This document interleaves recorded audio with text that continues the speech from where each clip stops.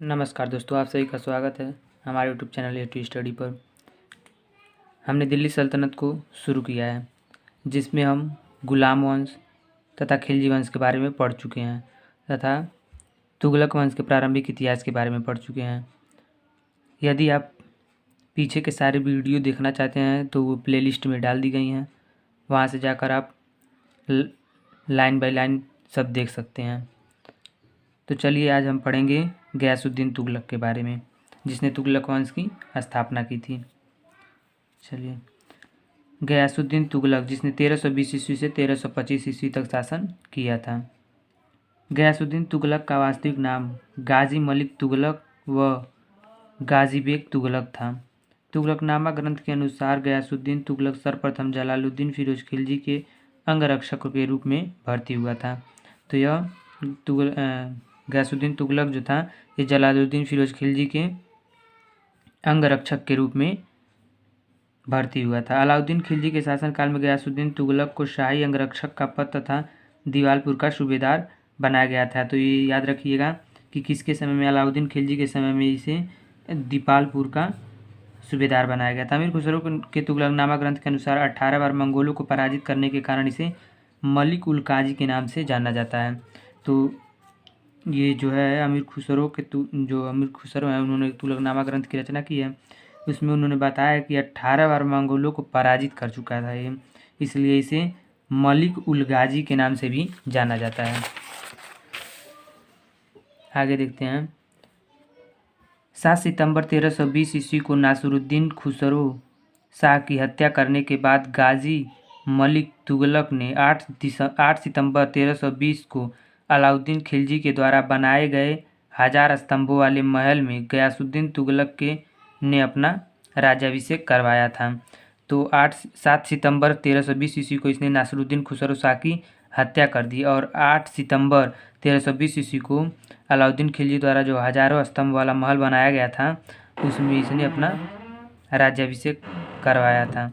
गयासुद्दीन तुगलक को भारतीय इतिहास में सर्वसम्मति से सुल्तान बनने वाला पहला शासक माना जाता है। तो ये सर्वसम्मत से सुल्तान बनने वाला इसे पहला शासक माना जाता है। गयासुद्दीन तुगलक को दिल्ली का पहला शासक माना जाता है जिसने गाजी की उपाधि धारण की थी। तो याद रखिए, गाजी की उपाधि किसने धारण की थी? तो गयासुद्दीन तुगलक ने धारण की थी।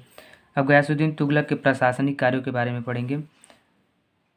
सुल्तान बनने के बाद गयासुद्दीन तुगलक ने अपने भतीजे मलिक असदुद्दीन को नायक बारबाग तथा मलिक बहाउद्दीन को सैन्य विभाग का प्रमुख नियुक्त किया था। मलिक शादी को दीवान ए वजारत, ये वित्त विभाग होता था, का निरीक्षक नियुक्त किया और काजी उल कुजात का पद कमालुद्दीन को प्रदान किया था। तो ये मलिक शादी को इसने दीवान ए वजारत का पद दिया था, जो कि वित्त विभाग होता था, और कमालुद्दीन को काजी उल कुजात का पद दिया था। गयासुद्दीन तुगलक ने अपने सभी पुत्रों मलिक जूना खां, बहराम खां, जफर खां और महमूद खां को उपाधियां प्रदान की, जिसमें जूना खां मोहम्मद बिन तुगलक को उलुग खां की उपाधि प्रदान की गई थी। तो जूना खां, आगे हम पढ़ेंगे मोहम्मद बिन तुगलक के बारे में, तो उसमें देखेंगे। गयासुद्दीन तुगलक के प्रशासनिक सुधार। सबसे पहले गयासुद्दीन तुगलक ने जागीरें तथा अनुदानों को जब्त करने का आदेश जारी किया था। इसने सैनिकों का हुलिया, चेहरा व घोड़ों को दागने के नियम कठोरता से लागू किए थे। गयासुद्दीन तुगलक को दिल्ली सल्तनत का पहला शासक माना जाता है जिसने सैनिकों को वेतन से कमीशन की काटने की कुप्रथा बंद करवा दी थी। गयासुद्दीन तुगलक ने स्वयं सैनिकों के वेतन रजिस्टर की जांच करना प्रारंभ किया था। तो इसने सैनिकों का जो रजिस्टर होता था, जिनमें उन्हें वेतन प्राप्त किया जाता था, तो उसकी जांच खुद इसने प्रारंभ कर दिया था। सल्तनत काल में यातायात व्यवस्था तथा डाक प्रणाली को पूर्ण रूप से व्यवस्थित करने का श्रेय भी गयासुद्दीन तुगलक को ही प्रदान किया जाता है। डाक विभाग वरीद ए मुमालिक, डाक विभाग का मंत्री के अधीन होता था, जो सूचना विभाग का प्रमुख भी होता था। डाक विभाग जो था वो वरीद ए मुमालिक, मतलब डाक विभाग का जो मंत्री होता था उसके अधीन होता था। गयासुद्दीन तुगलक ने राजस्व सुधार के लिए मध्यवर्ती नीति अपनाई, जिसे जियाउद्दीन बर्नी ने अपने तारीख फिरोजशाही में रस्मे मियाना कहा है। तो तारीख फिरोजशाही के बारे में हम लोगों ने पीछे पढ़ा, जिसकी रचना किसने की थी? जियाउद्दीन बरनी ने की थी। तो गयासुद्दीन तुगलक ने राजस्व सुधार के लिए मध्यवर्ती नीति अपनाई, जिसे रस्मे मियाना कहा गया है।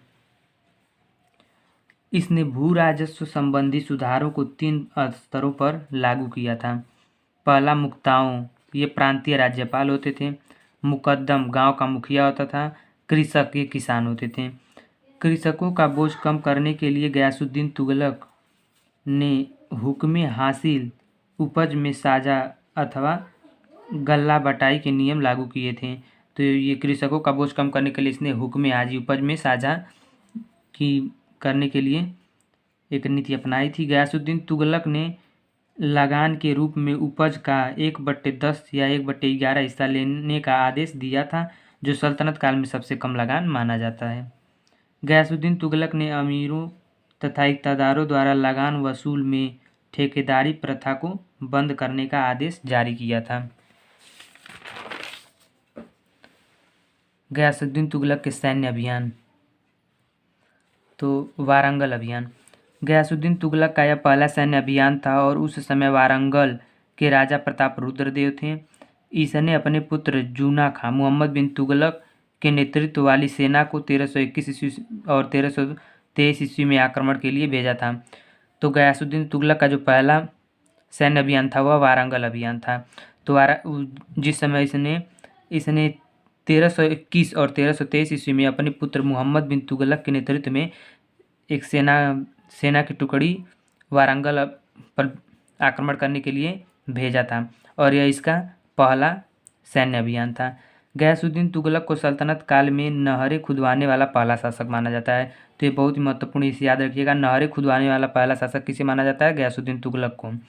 वारंगल के राजा प्रताप रुद्रदेव को बंदी बनाकर दिल्ली लाया गया और वारंगल को दिल्ली सल्तनत में मिला लिया गया।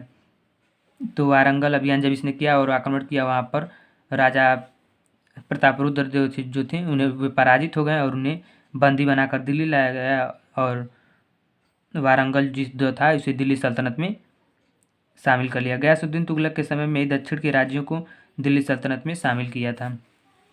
अब इसका जाज नगर का अभियान पढ़ेंगे। 1324 में जूना खां के नेतृत्व वाली सेना ने जाज नगर के विरुद्ध आक्रमण किया था और वहाँ के राजा भानुदेव द्वितीय ने अपने पड़ोसी राज्यों की सहायता मांगी, परंतु तब तक जूना खां की सेना ने जाज नगर पर अधिकार कर लिया। तो जूना खां कौन था? मोहम्मद बिन तुगलक। इसने 1324 ईस्वी में जाज नगर पर आक्रमण किया और वहाँ के राजा थे भानुदेव द्वितीय।